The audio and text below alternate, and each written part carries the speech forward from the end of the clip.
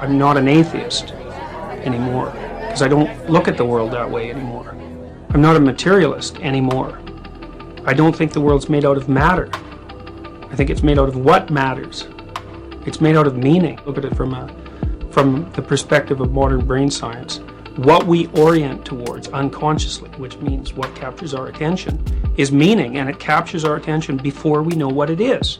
The brain acts as if the world's made out of information or made out of meaning. Heidegger, for example, German philosopher, was convinced that the world was made out of meaning, essentially, and that people's primary interaction with being was interaction with meaning.